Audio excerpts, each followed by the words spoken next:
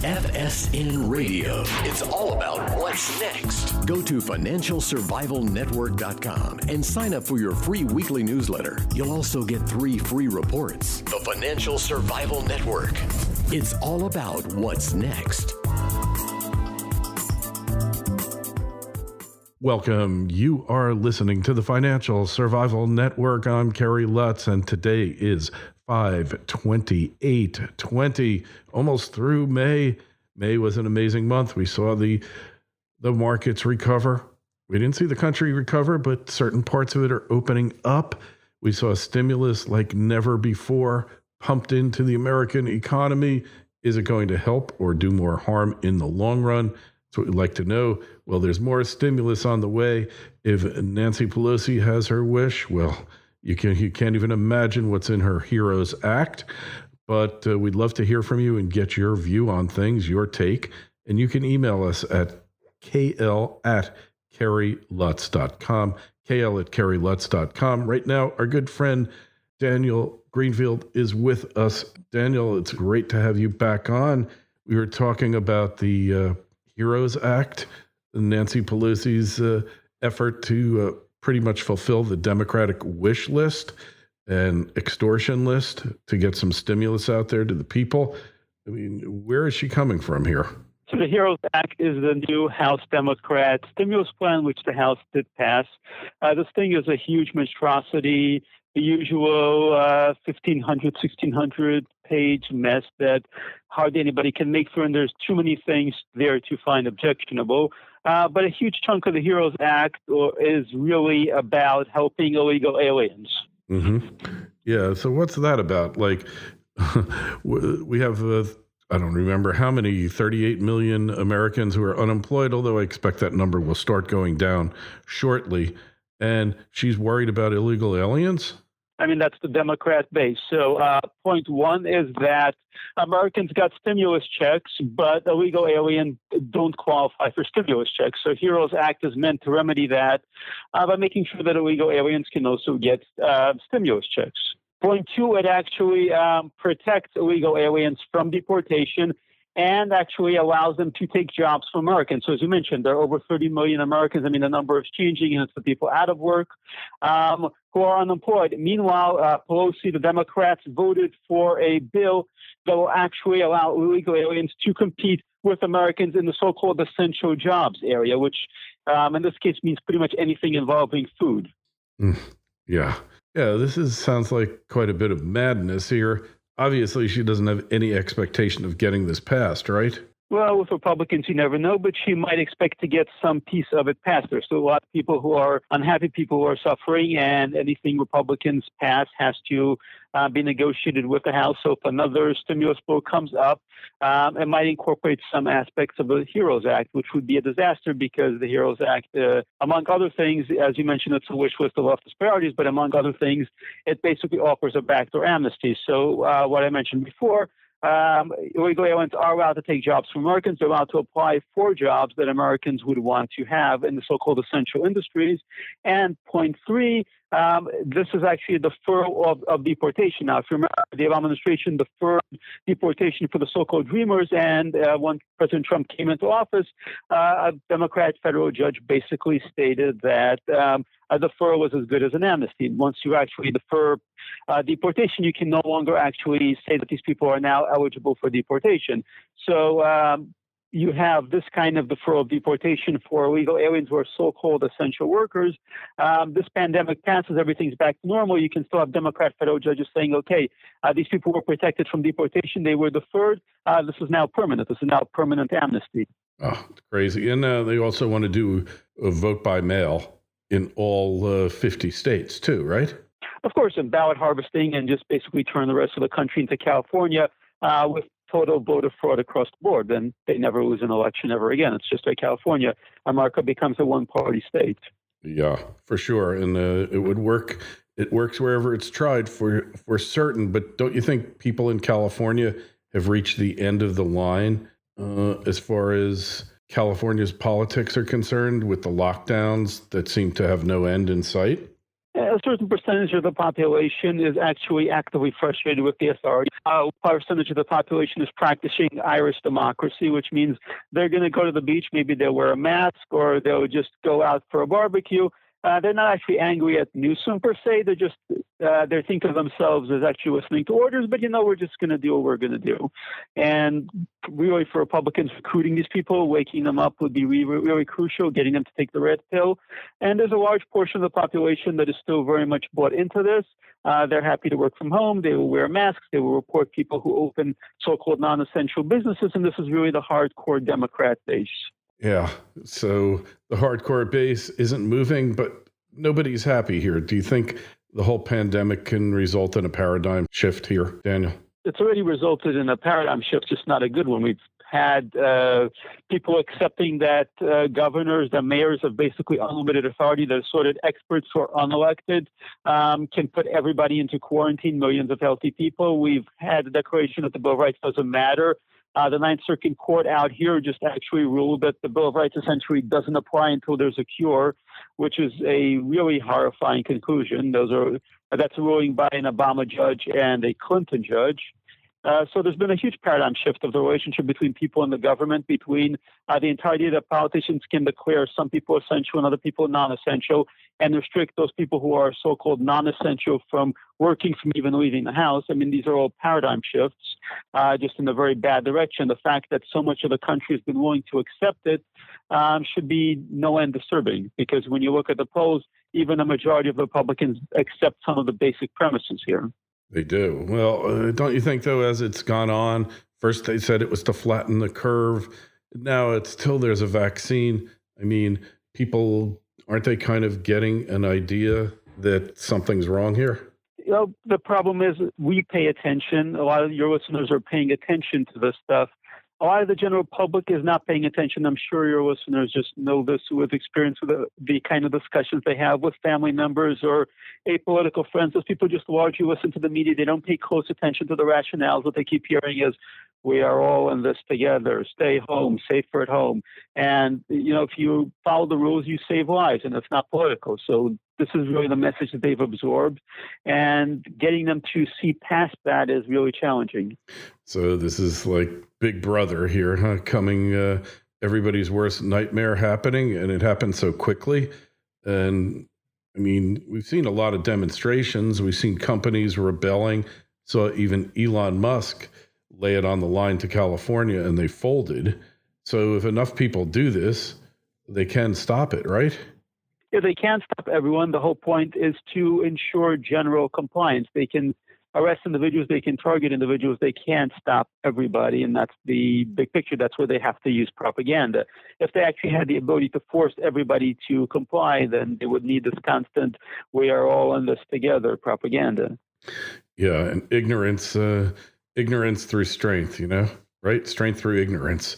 Yeah, slavery is freedom. Freedom is slavery. Yeah. Stay together, pull apart. Yeah.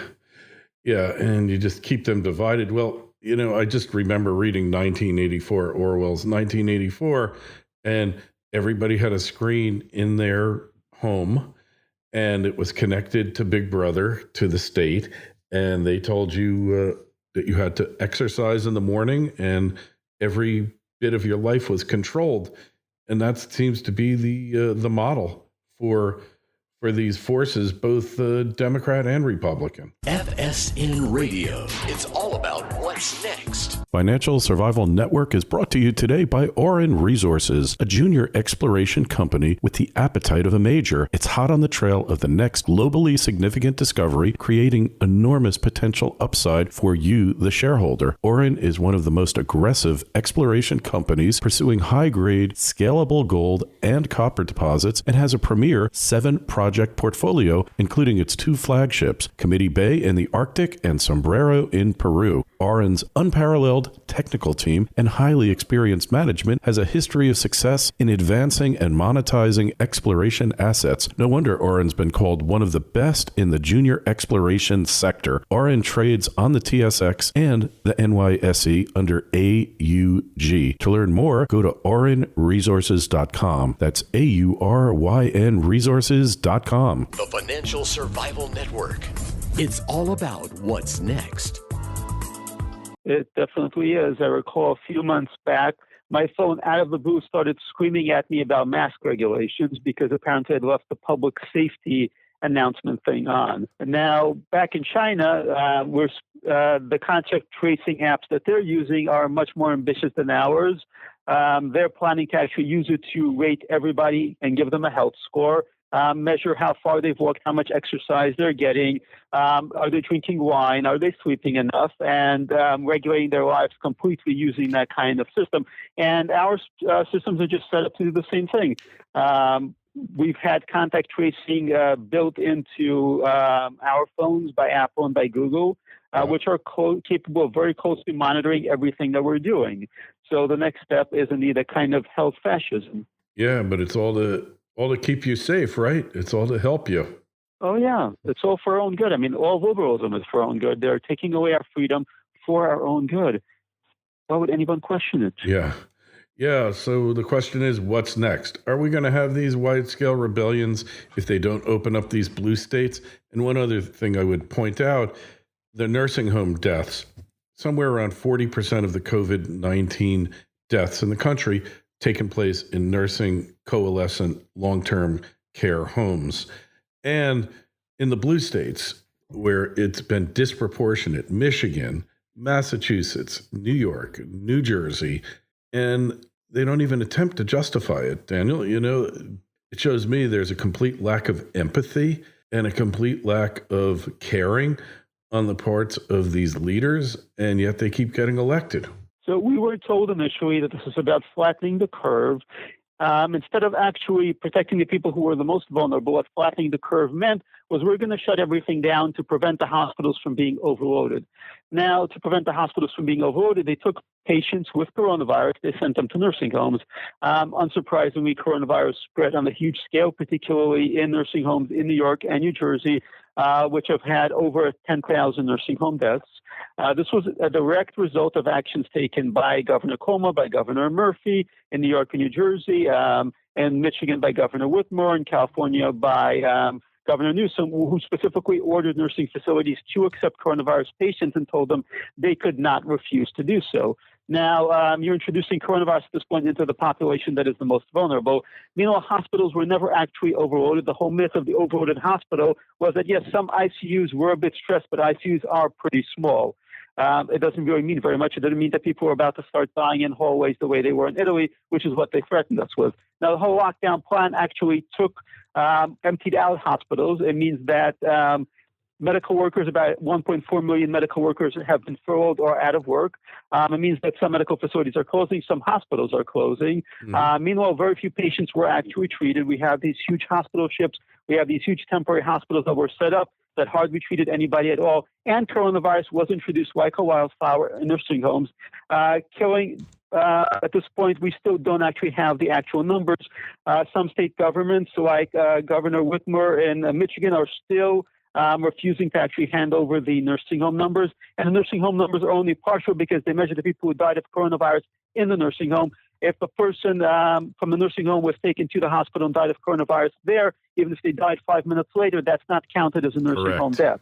So the actual numbers are in some cases utterly horrifying. We've had 200 people die within a single month. And it's not just private nursing homes, which the media is focusing on. 2 out of 3 of the veterans' homes in New Jersey had the worst outbreaks. Those are state-run in New Jersey. The Old Soldiers' Home in Holyoke in Massachusetts also really 3 of the top 5 outbreaks, worst outbreaks, were in state-run nursing homes. There should absolutely be a reckoning for this. Unfortunately, there isn't because, again, the media is largely burying the actual story. They're focusing on some sort of nonsense and some sort of faked outrage like the Central Park story. Meanwhile, they're ignoring the deaths of tens of thousands of senior citizens, of grandmothers and grandfathers who were killed through actions taken by Democrat governors. Yeah, so true. So true. And it's just, it's really a crime. And as far as I'm concerned, it's really negligent homicide. That's what we're really looking at here. It's really, I mean, you could make an argument that it's even worse than manslaughter, but at the least, it's negligent homicide. Where is the Justice Department to investigate all this? Do they have to wait till the end, or shouldn't they be investigating it now? They absolutely should be. There should be consequences. Unfortunately, I'm afraid they won't be because, again, there'll be the same excuse we've had throughout lockdown. We're just doing our jobs. We were just trying to keep people safe. This is what experts told us. Or as in the original German, we were just following orders. Mm-hmm. So the health department told us to do this.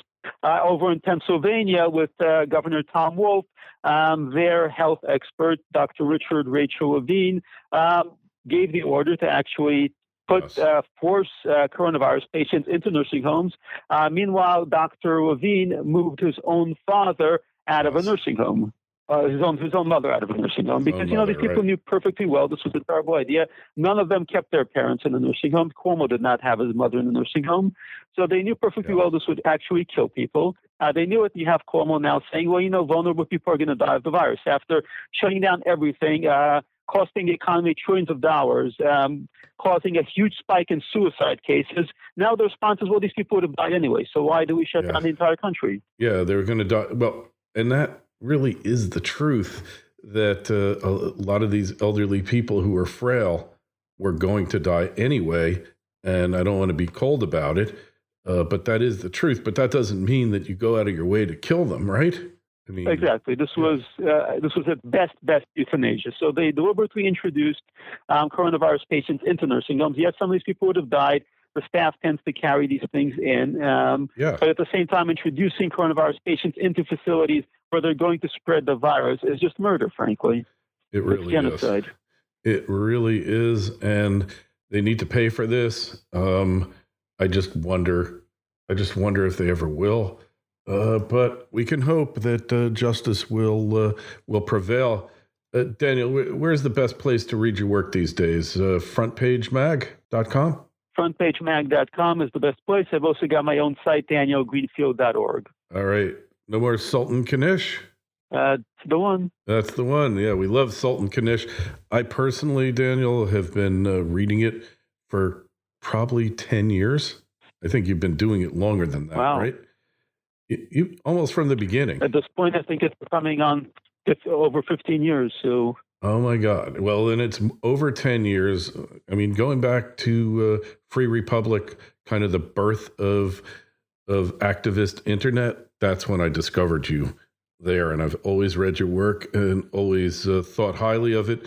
And that's what makes me happy that you come on the show and really spread your wisdom. Anyway, questions for Daniel, myself. KL@KerryLutz.com. That's the email address, KL@KerryLutz.com. Twitter is @KerryLutz. And you can just go to the financialsurvivalnetwork.com. Sign up for the free newsletter. Daniel, we do so much appreciate the work that you do and appreciate you coming on the show. Good luck. Thank you so much, and thank you for all the work you do. FSN Radio. It's all about what's next. Go to financialsurvivalnetwork.com and sign up for your free weekly newsletter. You'll also get 3 free reports. The Financial Survival Network. It's all about what's next.